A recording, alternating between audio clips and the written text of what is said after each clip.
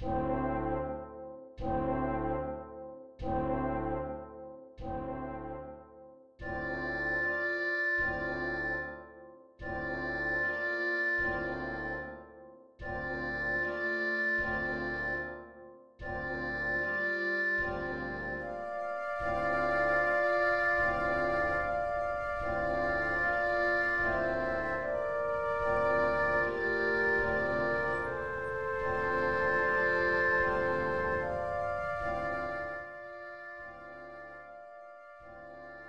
I think the main attraction for visitors is definitely the school.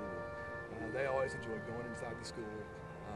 This school, when built, was the largest high school in America. As you look at it now, I mean, it's a massive place, very ornate, very well preserved in its original look. I think that's the main attraction for people. But I think once we get inside and we go through the hallways and we talk more about the story of the 9 students once they get into school, I think the combination of those two things and the fact that there are 2,425 students in there that they will see, walking throughout the school, milling about, I think that drives it all home, that this really happened here, that this is still a living, breathing place because of the sacrifice of 9 people. It's a beautiful story because it was young people on the front lines of the civil rights movement. I call it a beautiful and tragic story because it has tragic elements, but the outcome is very hopeful and inspiring. We want people to walk away from here feeling a deep connection to what happened, but also seeing the relevancy in our own lives. How does this story relate to me? Well, one of the Little Rock 9, Minnie Jean Brown Trickey, is my mother. She never thought, again, in a million years that she would be a statue or etched in bronze, so to speak. I love the testament because it's on the ground level and they made it in such a way that you can touch it, and it's almost symbolically like you can touch history. That was part of the purpose behind it. So it's public art that's accessible. It's not, in a gallery and do not touch. You're supposed to be able to touch it.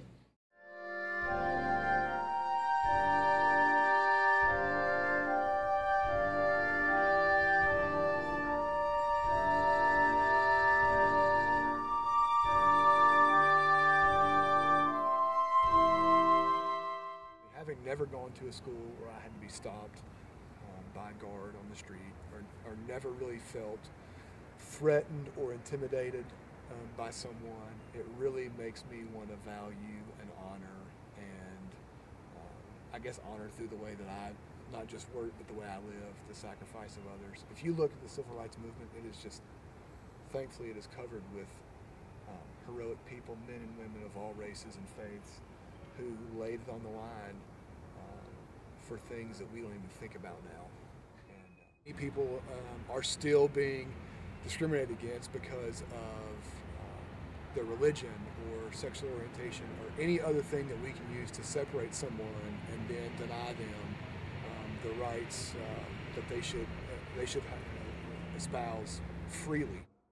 So yes, we don't just focus on racial discrimination, but on the discrimination that pervades our society still today. Sadly, 55 almost years later. Testament to the state's dedication to honoring the Little Rock 9 and learning about the legacy, and the placement of the statues is right outside the window of the governor's office, which I've heard many people say in their speeches that should the governor in future years ever have a problem, considering a major issue, whether it's civil rights or social justice, he, she need but look out the window to see these statues and be reminded of our shared history.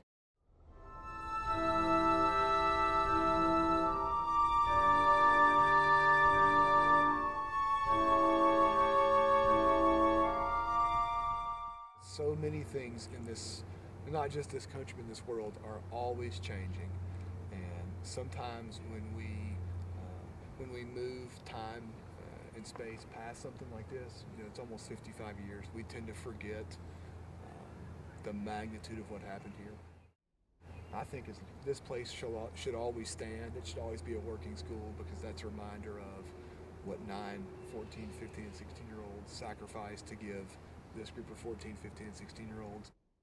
I think as long as we're across the street, we'll have the opportunity to preserve a story that the world knows or needs to know, because the longer we get away from this, less and less people will have lived through it, and it will be up to us to kind of be caretakers and shepherds of something that has changed education forever, and that the three of us all are beneficiaries of. So if you look closely at the expressions on their faces, and the fear, the pride, the anger, there are a lot of emotions that are displayed, and I think that it's very accurate and powerful.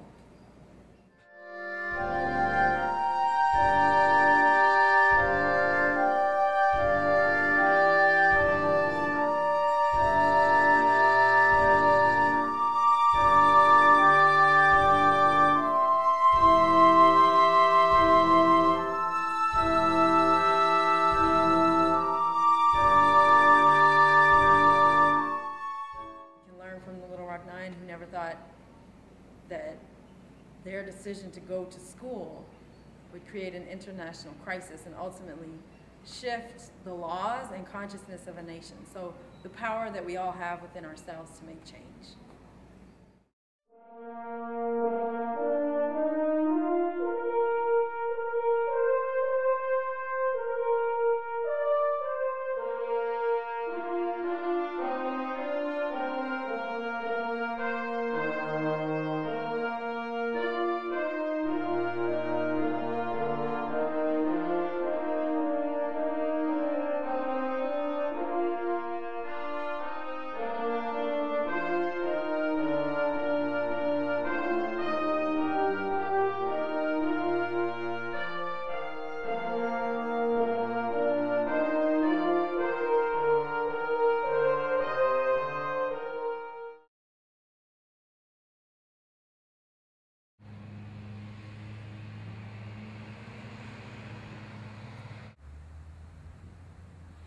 I think a really cool shot. Why am I talking while the camera's rolling?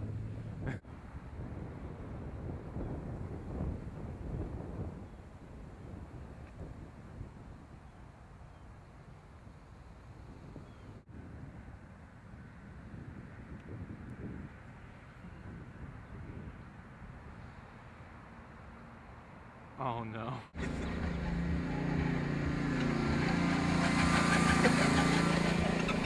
Totally.